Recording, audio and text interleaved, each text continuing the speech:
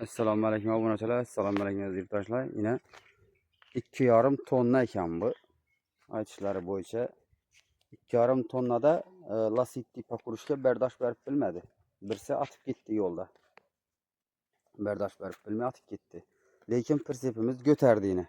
Bemalol ko'tarib ne etdi? Balon baribir yekka balon bardosh berib bilgani yo'q shebini, doğrusu. Ağır yük.